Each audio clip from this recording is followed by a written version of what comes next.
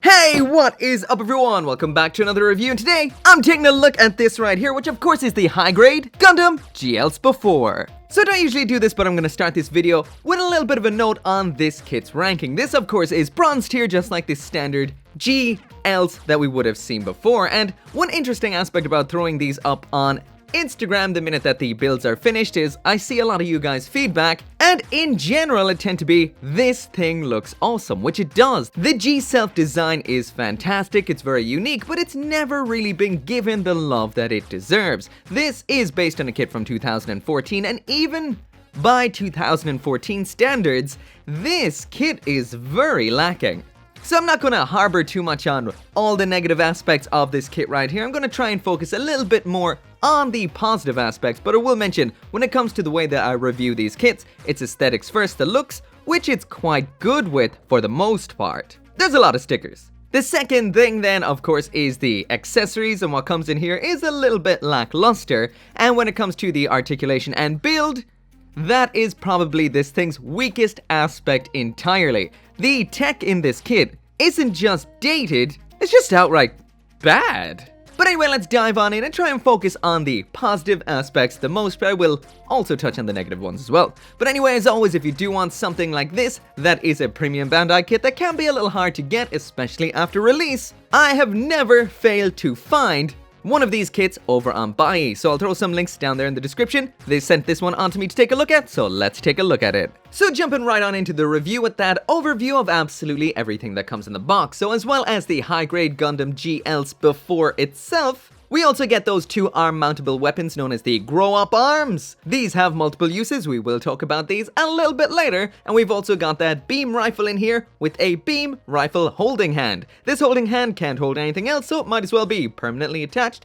to that rifle. Anyway, that is everything in here. We might as well start it all off by checking out that Gundam GLs itself. But before I actually do that, I might as well mention the leftover parts in here. As far as I can see, it has a lot of the parts of the standard Gundam G self, just in that cool new red and white color scheme. As for if you can build a full G self or not, I'm not sure, but it kinda looks like that you can. Anyway, here we go. So anyway, there is the high-grade GLs before out of the box, just snapped together with a little bit of panel lining around the face and the upper body.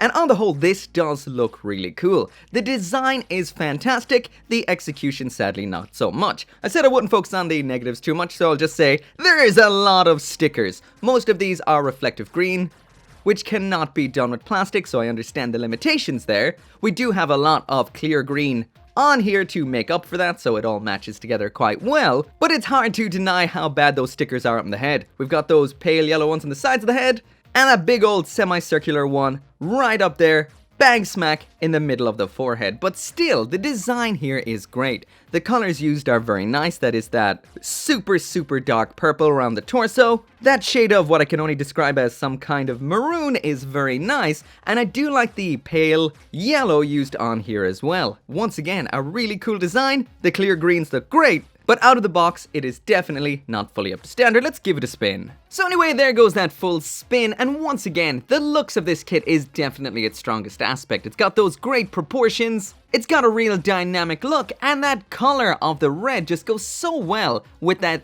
translucent green. It all gels together so well. It is a shame that it is let down so much by stickers and other cut corners like that. For example, the face looks so cool. It almost has a kind of skull kind of vibe, which I absolutely dig, but right above that is that big old sticker. So I guess if this is a kit you're going to be picking up, you might as well paint it, and at that point, you might as well just get the standard GLs. It is also worth noting that compared to the standard black variant of the Gundam GLs, the thruster segments on the legs have been reversed around, as well as those feet. But besides that, physically this kit is exactly the same. Anyway, jumping right back to the start once again to show absolutely everything that comes in this box, because it is accessories time, but let's check them out one by one. So first up in here we've got the beam rifle. This is the standard Gundam G self variant. It's all just in the one color, multiple parts though. The detail is very nice, but of course the color could be a little bit better. This attaches into the hand the usual sandwich way. I just leave the hand on because the hand cannot hold anything else. Ball joint attachment, so swapping it is simple, and that right there is what it looks like once it is attached. So on to what we've got next. So next up in here we've got the grow up arms. These are a kind of combination weapon that mounts onto the forearm. These also can be displayed as a kind of long distance weapon. There is no way to attach these to an action base, however, so you will need some kind of grabby claw kind of thing. And speaking of grabby claw kind of thing, these are grabby claw kind of things. Attaching these is incredibly simple. We just have this square shaped hole in the back of the arm, just attach it on there. We've got this odd kind of pseudo handle that can slide towards the hand but doesn't actually clip in anywhere. Around on the back of the arms we have these wings which did come from the standard G self. These can swing out and be used as blades, but they do have this little tab round back which is kind of a vestigial leftover from the Gundam G self where there was a pair of missiles or something similar attached. And these don't have any particular use in this kit right here. Next up in here we've got a pair of beams. These attach into these holes. Just like so. And these are actually quite unique in the way that they catch the light. Most beam saber beams don't actually, well, kind of glow up or flare up as much as these do. This is actually very unique, so I'm going to try it under a bunch of different lighting to see how it works out. Because in person, these are very, very impressive. Looking at them from directly on, like from the direct down perspective, these almost look like they're, well, channeling the light forward to the tip, and it's almost glowing. This is definitely very, very impressive looking. Honestly, what are these made out of? Do these come with other kits? Let me know down in the comments. I want to know. These are cool. So just in case you're wondering, it's not the purpley pink light back there, it's not blue light, it's nothing like that. This is channeling regular old white light right down its length to the tip, and it's almost glowing. I'm not sure if the beam sabers were exactly like this with the Gundam GLs and I just didn't notice because of the lighting. But these are incredible to look at. Pose them just right and they literally look like they're burning up or on fire. Or that there's LEDs in them somewhere. These are crazy awesome. So now moving on to the build and the articulation, and I've taken a look at this already with the standard release version of the Gundam GL. So if you want to see the ins and outs completely of this kit, you can check that one out because this one is identical besides the color, but I'll just mention the pros and the cons of this. Pros, it holds together in general, and the build is fine. It does have a couple of annoying parts that like to pop off regularly, like the foot. These little dudes up on the shoulder, if you hit them underneath here, they come off really, really easy, but besides that, it's quite a solid kit. But besides that, this is the most limited articulation I've seen on a Gundam kit in a long, long time. We've got less than 90 degrees at the elbow. We've got a little more than 90 degrees down here at the knee, but this is a nasty looking knee. Look at that.